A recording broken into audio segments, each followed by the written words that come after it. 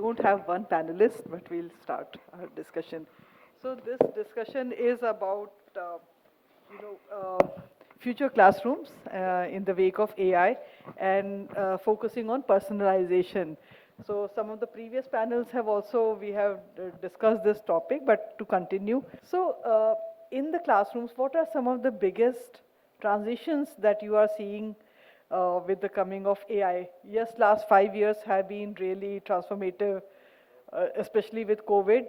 But moving on, what changes has AI brought about? In the classroom, it remains important as a place for dialogues, for debates, for social learning. But the boundaries of learning far beyond has been accepted. It experiential learning, hands-on learning through simulations, virtual labs, real lab world products. So we have done so many things with the help of the AI. I think so. Ki the classrooms, landscape of the classrooms have been changing rapidly. Things have been moving on. Actually, AI cannot replace the teachers, but they may done so many things for in the classrooms also.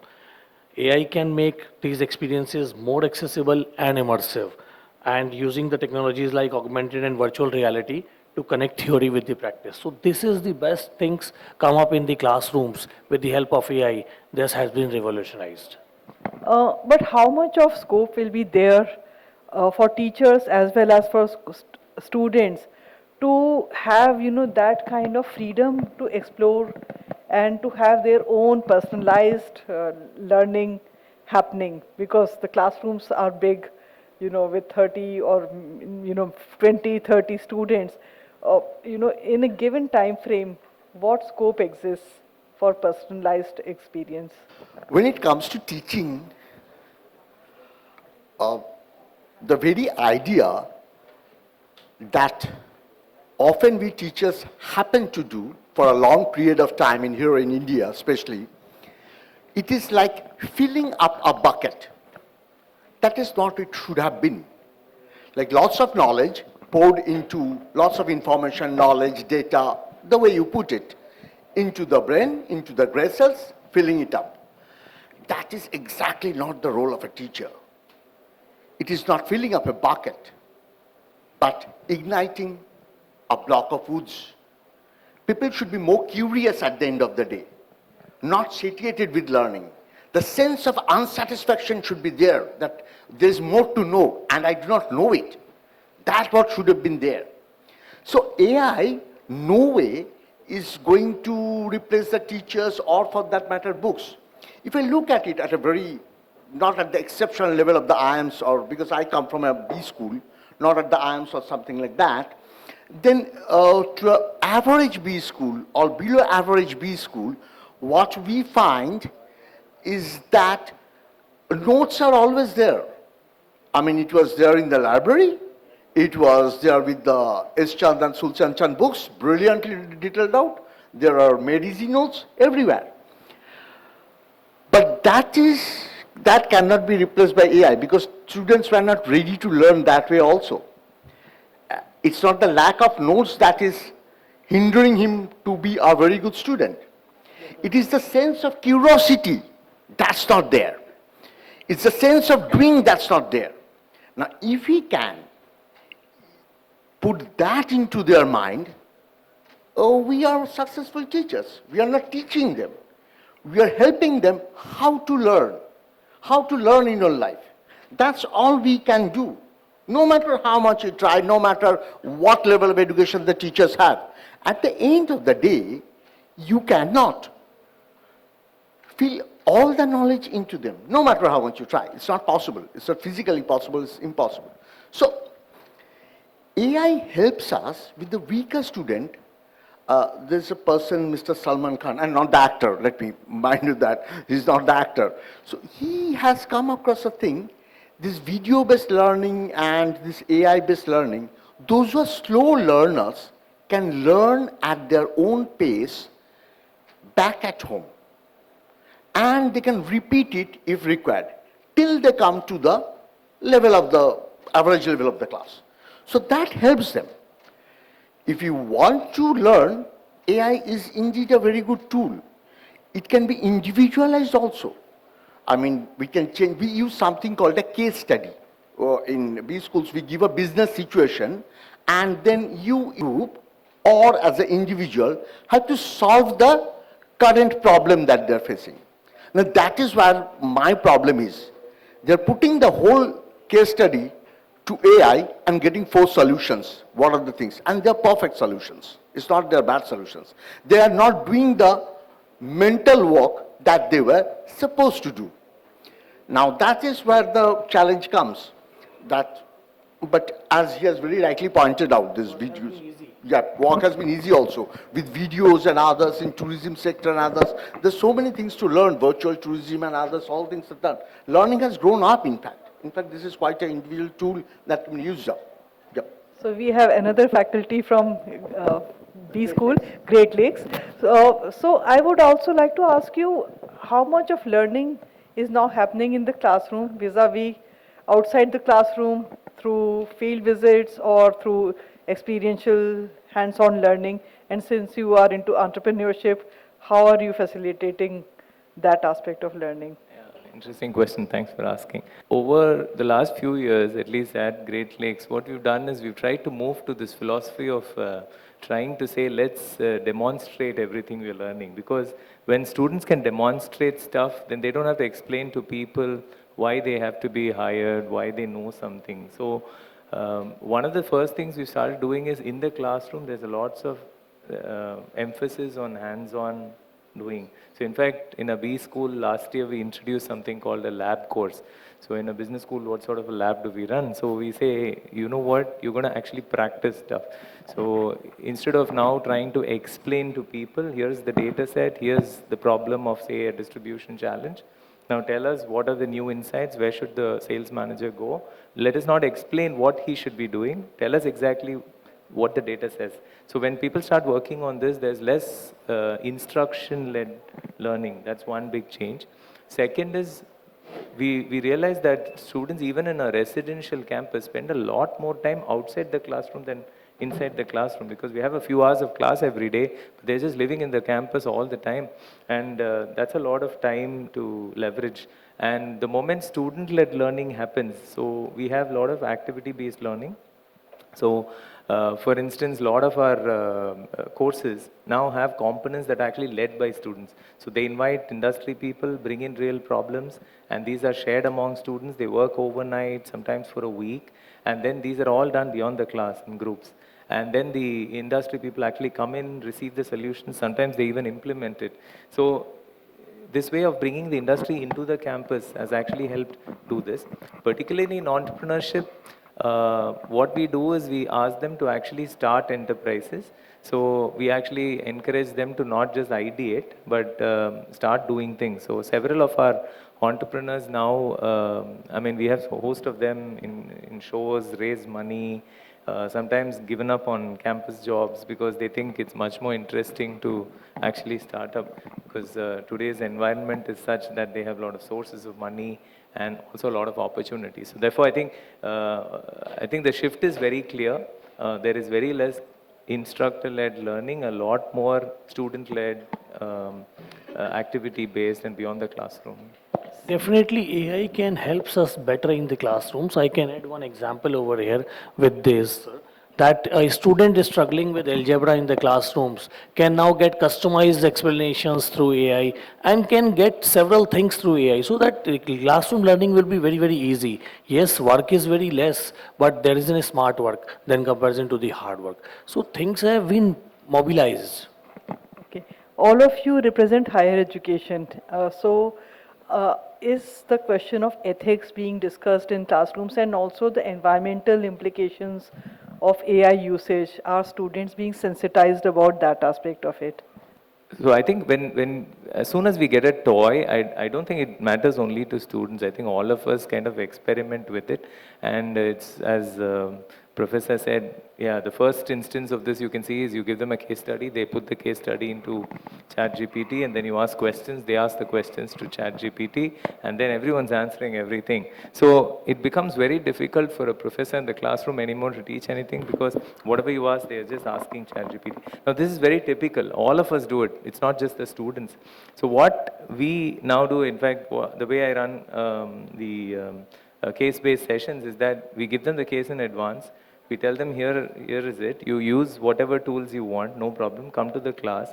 And then we ask them questions that ChatGPT can't answer directly. So what happens is now they're very surprised. You know what? For instance, there is a case in which there are no tables of numbers, so you can't do unit economics calculations in a startup case. Now, I come into the class and say, here's the problem. You need to do the unit cost because without that, I can't work further on the case. The student is stumped. What do I do? Because he's asking on the ChatGPT. It's not giving me the answers. So I think these are situations where suddenly people are beginning to realize, oh my God, now is it I can't use ChatGPT? But as Sir said, there's a powerful tool. So how can I use it? So then we teach them how to use it. So we actually help them learn and integrate it into their learning because while they are inside the campus, I can restrict, I can turn off the Wi-Fi, I can stop, and I can make them, not use ChatGPT. The moment they get out into the real world, they are going to use it. Companies are now buying licenses for their employees. So why not teach them how to use it better? So I think the only thing that we need to guard them is these ethics. Instead of giving them rules, I would suggest that we teach them the downsides of what happens when you play with the tool wrongly. And this has happened even in the past. If you played with fire, what would happen? If you jump into the water without knowing, with your safety equipment, what will happen? I think if we start teaching them, I think kids are very smart. They will form their own boundaries. They will stop doing things they should not do. But the moment we say, you know what, don't do this, don't do this, don't do this, then you know what happens. The first thing is to do it. So I think the way we are now looking at ethics, you can't avoid it. But instead of drawing rules and guardrails and boundaries, why not allow them to actually build their own guardrails, build their own boundaries? Because they're also equally interested in their own lives, not just us in their lives. I think they're also equally interested. So I think they respond very well. So if I'm not mistaken, earlier on, answers would be repetitive. If you take copies of 40 students, same language would be used, copied from CBSE book or whatever. That Now must be. AI has taken over that role. Okay, so And the concept of ethics is very important in this AI-driven age era. We can say that the classrooms, the sustainability are gradually entering into the education spaces, and students must understand how to use the AI, how to use the AI, and with no biases, with its importance of the importance usage. So schools must have opportunity also and a responsibility also, I can say, that to use or nurture the digital citizens who can use this AI conscientiously and ethically in the classrooms. I also asked about the environmental aspect of it, that in one of the previous events, one speaker had said that every time, even when you write, please share, the please also, costs that many buckets of water. So are students being sensitized to that aspect of AI usage? Well, AI as a tool has been talked about, and there are two aspects of it. Let me get the background clear and the concept clear on this. To use AI and not to use your creativity. So the idea is to stop AI as far as possible so that people still remain creative and do their work. That's one part of it. The other is the way you put it in terms of environment and others. But when it comes to environment and others, this is quite environment friendly as such. AI has nothing much to do with environment. There are a few job cutting will be there, which is but natural. It has always been there. It has always been there. Where computers were introduced, I come from West Bengal, and it was lot talked about in the 80s that they are killing all the jobs. There won't be any job anymore. So how can we introduce computers? That is something very bad. Computers should never be introduced. They're killing jobs. But that's not the case. It has only helped the economy and everyone in the long run. So that's one way of taking at it. But in the classroom, when it comes to AI,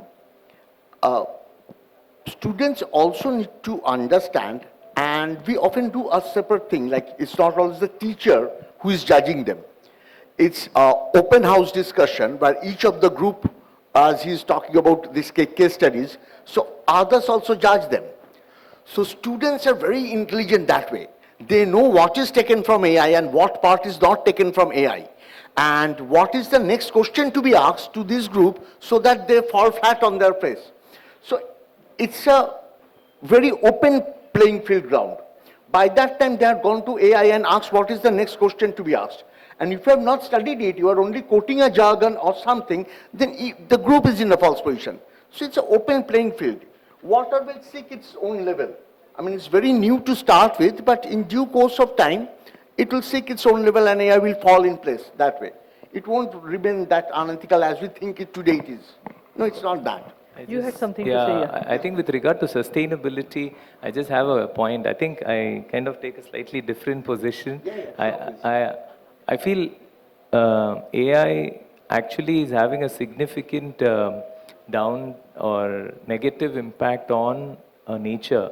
So if you look at the last couple of years of the annual reports of companies like, say, Google, Meta, and so on, and Microsoft, for example, and look at the amount of money that they are spending on energy and cooling solutions and so on, they have significantly gone up. And so they are actually now having trouble reporting on their they're struggling with how to manage this tremendous impact on the energy requirements, because some of these AI bots, to run these things and people using them, I think it significantly requires large data centers, and then they need to be cooled. So instead of answering, I have a couple of questions. So just imagine, smart people think like this: let's go and put this data center in northern part of Norway because it's already cool. And then we say, oh, how smart, we saved on energy. Don't worry, 2 years later, the lowest part of your land is gone because you're just melting ice at much faster pace than what it naturally does. The other extreme is come and make data centers in hot nations. Which means you need double the energy. You're already struggling for energy and power for basic things. Now we need so much of extra energy. A simple email composition requires gallons of water to cool that place. Now, I'm not saying that we should not use it, but I think we should be more careful about how we do this, because this can have ramifications on the environment. And the effects of climate change are already visible. And therefore, it's very important to educate our students that while we have an easy-to-use tool, for your own, like 30 years later, if you want to have things around, it's important you carefully use them, moderate your use. Sure. AI will make the education more data-driven, personalized, and experiential. But it is very important ki how thoughtfully we integrate it. That is important. So coming to the next aspect of equity, it's a digital native generation, and in a classroom, the students would be much smarter than the faculty in taking to technology. But within a classroom, there would be a divide in terms of affordability. Those who can afford all the gadgets, how do you overcome that challenge in a classroom of those who can afford and those who cannot afford? Any of you can answer. Okay, we do not face much of a problem like that, or as of now, we haven't faced much of a problem. We have our own computer labs, and most of the students, in fact 99% or even 100% of the students, they carry their own laptop. As of now, the softwares required are mostly free, or we're coming to AI, or the softwares that are to be bought in bulk, we have got it from our college itself. So as such, it is not a very different level playing ground as such. However, in college this is the case, but if you look at the background of these people, who is coming from what background, then you will find a lot of difference has already been there. Somebody who has been using this with Adept and the amount of internet connectivity they have got in the interior part and in the, there is might be some ups and downs there. But when it comes to the classroom, as so far, we have not found as such any difference. Mr. Jain? what's your Definitely, I can say something over here that digital device is one of the most serious important concern, and AI can be equitable only once the digital devices are equitable in the classrooms. If every students may have the equal access to the devices, reliable internet, and the digital skills, then only the deepen educational institutes will have these equities. And if the equity is there, then only the AI in the education will be transformative. I have to set the context here.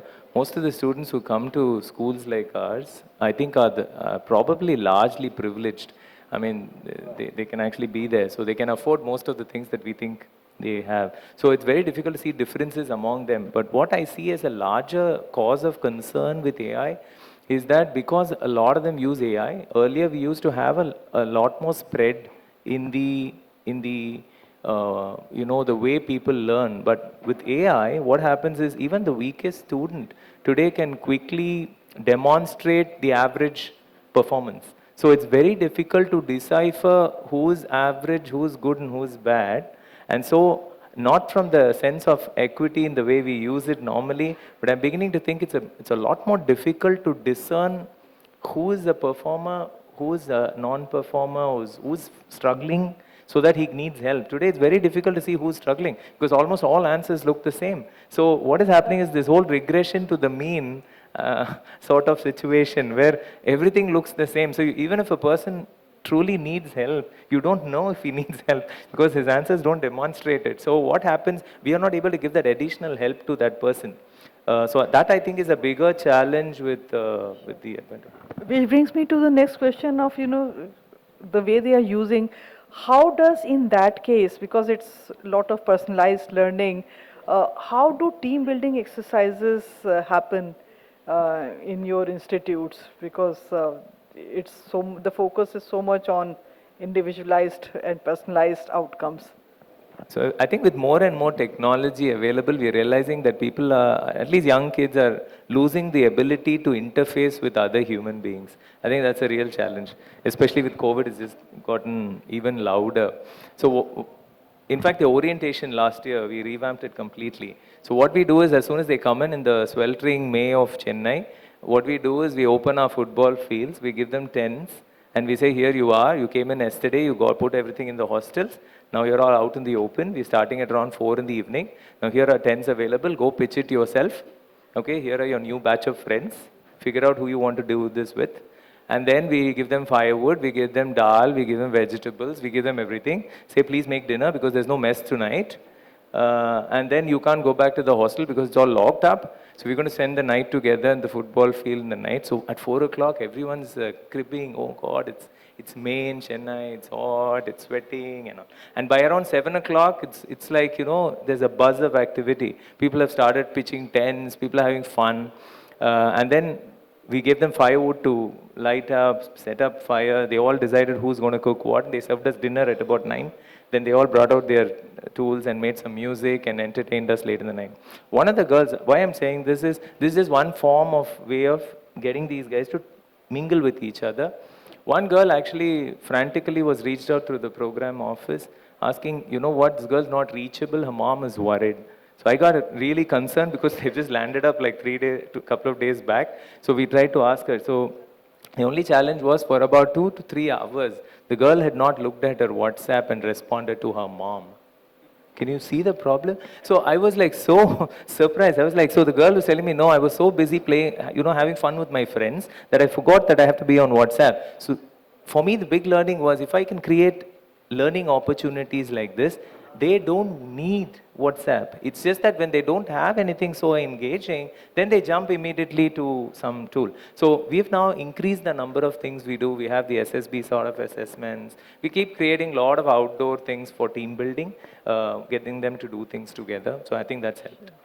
Okay. We were using the group projects that build this social and this skills among the students.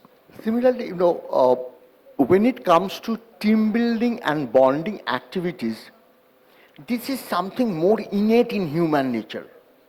I mean, this is something that need not be taught. No matter where you are, it cannot be taught. It by default, human being is gregarious by nature. I mean, even in a classroom, if you make one person sit differently, in the whole classroom, everybody is present, he will feel odd or she will feel odd there. Because I'm not with my group or where I happen to sit. So they're gregarious by instinct, by nature, human beings are gregarious. It is very sad that today it has been necessary or we were compelled to ask this question that how do you form groups? And it is true. This is very true. The way last panel was discussing, I was pretty engrossed with it, pretty interesting things came up. We rarely happen to deal with small kids the way these people do every day. I mean, when you put them in a group, they love to be with one another. And this is what we have learned in school. That is why I have been to school, not to study. In between, there are 2-3 periods that I get free. One is tiffin hours, the other is games period. These are the 2 periods. That's why I used to go to school at least. In between, there are some disturbance that have to gel out. As simple as that. Rest is, that's the best time. And there are not one, I tell you, hundreds of kids who couldn't take the tiffin because they thought it's a waste of time to have the tiffin now during the tiffin period. I would love to play there. I would love to be in my group. It's very important to fight this cricket match out. It's a matter of life and death. That is slowly getting killed in the school days. And that is what we used to do after school happens. There is something called a dusk or afternoon time when we go out and played. That is taken up by tuition classes. And now, either it's a screen time, or it's a study time, or you are given an activity where you will learn. So this learning is forced every time. It's very sad that human beings are forgetting to the way they used to be. I mean, so many people gathered here. I mean, look at our anchor. She has to tell at least 10 times, how do we clap? Right? But that gregarious instinct is missing. And we are slowly getting less touched of it because the most interesting thing before I have is my mobile. How do I clap? One hand is blocked. And it's very bad manners to put it on the table, though she asked for it. But that's bad manners. True, this gregarious, what the other person is doing, is missing among all of us. It's nothing to be shied of. It's true with me, it's true with you, it's true with everyone. So now there lies the problem, that we have to teach this. And once it is in the field, the way he has said, instantly people forget everything else. My mom's call, I have to take, I forgot that. WhatsApp I have to check, even I forgot that. That is something very natural and great, instinctual with us. We need to cultivate that more. And the same way, what he has been doing or the way he told, we do the same way and it's being done. Sure. Yes, please. Sure. So, as faculty, what has been your biggest challenge in taking to new technologies and AI in the classroom, starting with you? We had about 8 minutes left, so... Sure. For me, any shift in education, I think the biggest block is faculty. Because faculty, generally what happens is we are older than the kids, so we are less adaptable by nature's law. And therefore what happens is it's a lot of work to convince faculty to actually take up a lot of new things. So we spend a lot of time actually doing trainings among ourselves, like more peer learning. We try, in fact, last year we instituted a small group where students lead classes showing how they use tools. It's very interesting. So for us to open our minds to actually understand, oh, is this the way the kid looks at the tool? I never thought of it because I still look at it, I look at the tool through like a book. It's just a different way of a book. So it's just so difficult for us to change the mindset. So one of the biggest challenges, so I've been doing a little bit of research on faculty development, and I'm very curious or stuck by this question of when can someone say they know something? And it's been eating my head. So over the last few years, I've been trying to read it, and I've been stung by this practice theory concept. So I've tried to do a lot of work saying, let's practice stuff. So we get new technology, we get faculty to practice. When faculty practice, we can give them feedback. The faculty don't need training. I think faculty need practice, and they need feedback on practice. And that's when I think, because it's not pedagogy anymore, it's andragogy. So for me, shift of mindset by engaging faculty to do things that they can now say, let's think of this differently. And second is a lot more practice and feedback on practice. I think those are the two big things. Yeah. For adapting the new technology, we are recently regularly organized some faculty development, student development programs, workshops, seminars. So these things are regularly going on to update the things so that the faculties and the students must be. Well, what my panel members have discussed are very effective tools, no doubt to that, absolutely no doubt to that. And they're established rules followed over the years, faculty development program and making faculty sit together, discuss. The other way I tell you is interesting point is, with such tools, you learn it from the students. They know it, and they know what is the plus point of it, what is the negative point of it, and where the weak points lie. You make the students the teachers, half of them presenting, half of them judging it. Both of them learning, you see it as a moderator. Actually, you are not the moderator there, you are the learner there. How the students evaluate and how they use the tool is a very big learning session. It's brilliant. I have used it and I have learned so many things. I myself as a teacher have learned so many things from my students. I mean, they only teach us how to make the rules, what rules to set. You might think putting them off from a class is a big punishment. It's fun for them. Don't make them, what is a punishment? Even they will define it. You ask the placement committee what can be the punishment, they will define 3 different things you never thought of. You never thought of. A financial fine is not a fine. So those are something you can always do. Learn it from the students because they are the owner of it and they are learning it for the first time. So they don't have that backlog or back thing with them.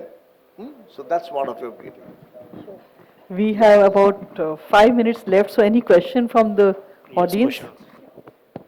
Thank you. Time is up, so thank you so much to all my fellow panelists. Thank you. Thank you.